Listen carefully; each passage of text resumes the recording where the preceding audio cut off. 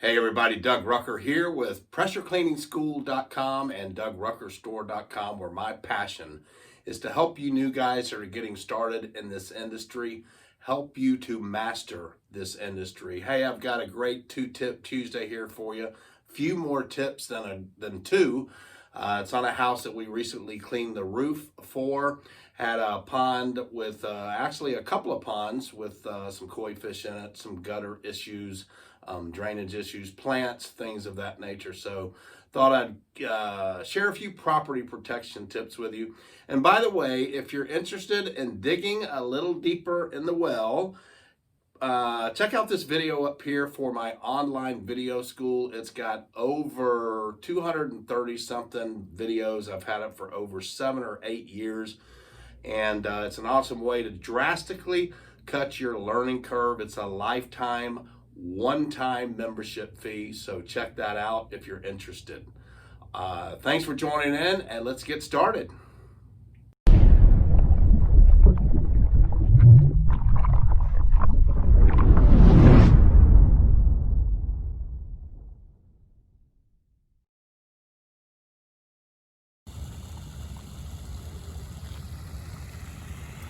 So here's a beautiful home that I was asked to quote for roof cleaning. And in the conversations with the client, we had to a few challenges we had to overcome. Number one, you can see the ponds on either side of the driveway. These ponds are actually connected to the gutter system of the house. So we had to have some pretty in-depth conversation about protecting the bleach mix from getting into the ponds and relieving ourselves of any type of liability regarding the wildlife or the koi fish in the pond. So I'm going to dig a little bit deeper with that into you, but wanted to just kind of give you a vision of the whole property. So as we talk about it a little bit more, you can reference the ponds I was talking about. And just an absolutely gorgeous home that we were honored to be chosen to clean the roof, even after talking about all of the possible risk involved using bleach mix and the koi fish, and as well as the plants that we'll show you. So stay tuned and we'll get started. All right, guys, first things first, anytime you have a home like this that has ponds, whether they're this big, lakes, the little ponds that they have in a backyard with a waterfall or whatever, always verify with your customer if there are any fish in it or not, any ducks, any things like that. Wildlife that use it. We did that, verified that there is probably over 700 to 800 koi fish in these. And we found out that the gutters actually flow into these from the house. So anything that comes down off of that house, that water, when it rains, it flows into these ponds. So we could not have our bleach mix going into the ponds because that could, of course, affect the fish. And as a matter of fact, the customer said, well, I don't have a problem losing 100 koi fish. And I would just thought that was kind of funny, but told her, no, I'm not going to have any part of that. And in fact, just told her that, they'd have to release me of the liability of any type of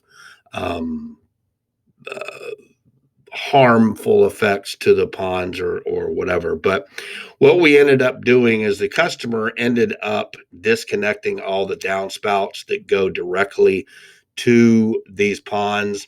And then we ended up using either 5-gallon buckets or the tube bags to collect the runoff from the roof.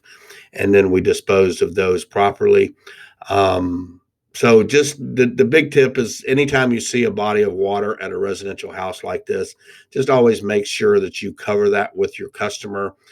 Talk about the wildlife, talk about controlling the runoff, and so it can't get in there. And then the other thing that we discussed also is not hooking the downspouts back up until they've had at least 2 good rainfalls to properly rinse that roof off. So that's your first tip on bodies of water like that, is just ascertain that the gutters or anything else on the property are not draining out into that bodies of water. Sometimes in driveways like this too, on bigger homes, you can have some uh, drainage things in the driveway, and those could lead into them. So you just got to really look the property over and discuss all of that with the customer to make sure you're doing your due diligence.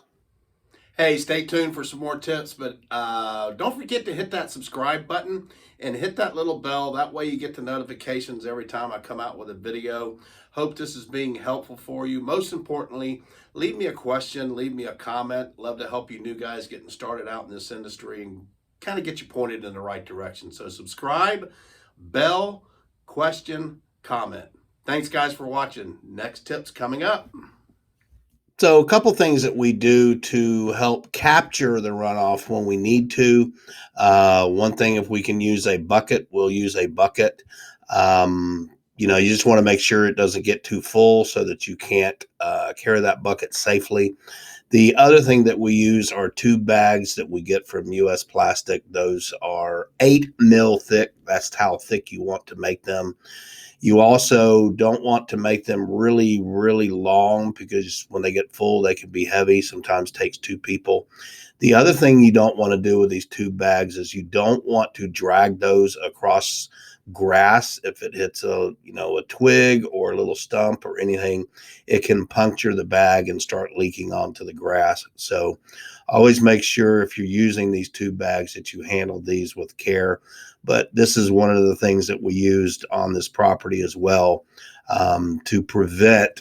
And even on this property, this picture is a different property than the one I'm talking about, but anytime you've got gutters going down into a landscape area like this, it's always best to try to capture that. And you can use heavy mill trash bags if you want. Sometimes those, just when they get full, they're so round, they're hard to carry for one person, let alone 2 people. So I like these tube bags. We've used these for, gosh, many, many years. But just do your due diligence and make sure that you're not dragging it across grass. You safely lift it up and take it to the area that you're going to dispose of it. But these are the 2 things that we did, the buckets as well as the tube bags, to prevent the bleach runoff from getting into the actual landscape beds once the customer had disconnected them. And so, yeah, another challenge is always the plants that you've got to protect. Here, in this case, is a very nice hibiscus plant that is actually blooming. These are very delicate and can burn easily if they get any bleach mix on them. So we use Tyvek when they're this tall, and we actually take the Tyvek and take it all the way up to the gutter. And then we use spring clamps so that we can attach the Tyvek to the top of the gutter so it won't go anywhere. And then we kind of drape the Tyvek back behind it and use another spring clamp so it will hold it. And here you can see the before picture, how the plants are, and then us covering everything with Tyvek, because this portion of the roof is 1 story. We're actually spraying it from the ground. We're not spraying it up from up top. But either way, whether you're spraying it up top or you're spraying it from the ground, you want to make sure you're spraying or protecting these plants with Tyvek, because the mist, when you're spraying up, can get to it, and then bouncing off the roof, if you're up top, can hit those plants as well. And then here you see we covered plants out front. He's finishing up covering the lamp post that were on those columns there with Tyvek as well. And here you see us spraying the 1-story roof with the Kingslinger. The 2nd story, we actually got up on the roof and sprayed, and then the rest of it we sprayed, just kind of walking around the house from the ground. Just kind of much easier on us, we feel, to do it that way. So get you some of this Tyvek. You can get it at Lowe's or Home Depot. It breathes real easily, and it's also prevents moisture from getting through. Much better than tarps to use, because tarps can cause plants to actually burn and heat up from the inside out. So That's why we use these tieback. So property protection, plant protection is just always so important on jobs like this. Make sure you have the right tools, the right equipment, the right materials, and analyze your property. Discuss everything with your customer. Make sure they know what you're using. It's their home. They have a right to know what you're using. And furthermore, and more importantly, just let them know that, how you're going to protect their property and that type of thing. And usually if they show any type of hesitation and they're worried or scared or whatever, I usually won't continue the process with them and just let them use somebody else or not do it. I want the customer to feel very comfortable about our process and procedures. I'm not there to force them to do anything that they don't want to do. Well, there you have it, folks. Just a couple of tips for you on property protection on a large-scale roof cleaning job like this. Here's a few before and after pictures for your enjoyment. And be sure to hit that like button. Don't forget to subscribe to this channel and hit that little bell. That way you get notifications each time I come out with a video. But most importantly, always leave me a question, leave me a comment if I can help you in any way. Always just love to help you new guys, especially if you want to get started in a new business, help you become successful. And don't forget, check out that online video school. We also have a school here in Houston once a month. PressureCleaningschool.com is where you can get all of the info. Thanks for watching. Talk to y'all next week.